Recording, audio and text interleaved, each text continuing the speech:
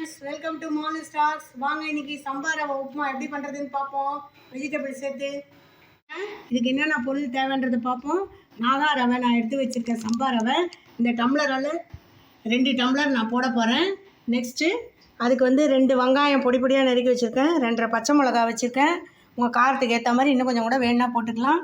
அப்புறம் ஒரு குடமிளகா பொடி பொடியாக நறுக்கி வச்சுருக்கேன். அப்புறம் கேரட் ஒன்று நறுக்கி வச்சுருக்கேன். பீன்ஸு பிஞ்சாக இருக்கிறதால அது கொஞ்சம் எடுத்து வச்சுருக்கேன் போடலான்ட்டு. அப்புறம் மசாலா சாமான் பிரியாணி இலை, முந்திரி, பட்டை, அன்னாசிப்பூ, சோம்பு எடுத்து வச்சுருக்கேன். 1 ஸ்பூன் இருக்கும். இப்போது நான் முதல் ஸ்டெப்பாக ஒரு 2 ஸ்பூன் நெய் விட்டு அதில் மசாலா சாமான்லாம் போட்டு தாளிக்க போகிறேன். இப்போ கொஞ்சம் எண்ணெயும் கூட சேர்த்துக்கலாம். முதல்ல நான் எடுத்து வச்சுருக்க முந்திரியை அதில் போட்டு வறுத்து வச்சுக்க போகிறேன்.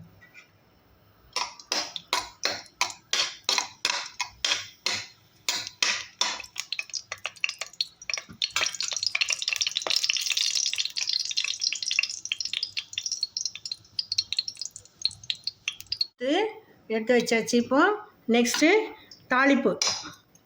ஃபஸ்ட்டு வந்து அன்னாசிப்பூ, அப்புறம் நெக்ஸ்ட்டு பிரியாணி இலை, அப்புறம் லவங்கம், பட்டை, சோம்பு எல்லாம் சேர்த்து மொத்தமாக தாளிச்சாச்சு.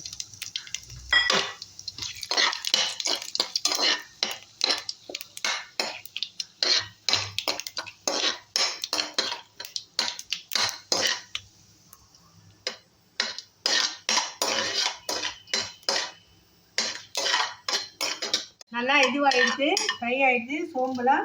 இப்போ வந்து பச்சை மிளகா கொஞ்சம் இஞ்சி எடுத்து வச்சுருக்கேன், அதையே சேர்த்துது. அது கூட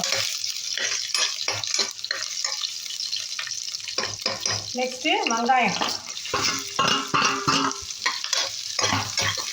தக்காளி வேணும்னா போட்டுக்கலாம், ஆப்ஷன் இல்லைன்னா சாஸ் சேர்த்துக்கலாம்.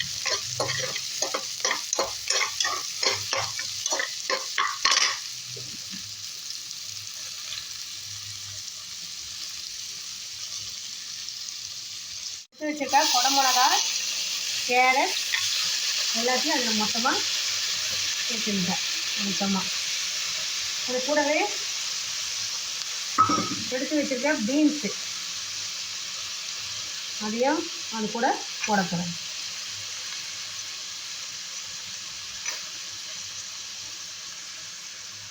புதினா இருந்தால் போட்டுக்கலாம், ஆப்ஷன். ஒரு 5 நிமிஷம் நல்லா வதங்கணும்.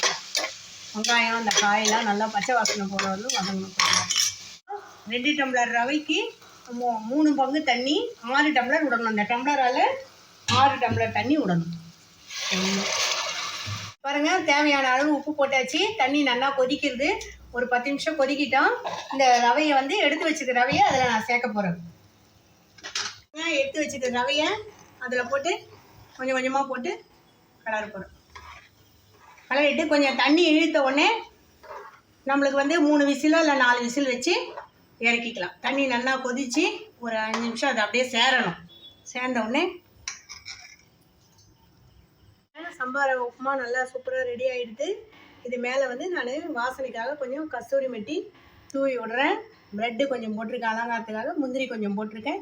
நீங்களும் இதே மாதிரி இந்த வீடியோ பிடிச்சிருந்தா லைக் பண்ணுங்கள், சப்ஸ்கிரைப் பண்ணுங்கள், ஷேர் பண்ணுங்கள், கமெண்ட் பண்ணுங்கள். தேங்க்யூ.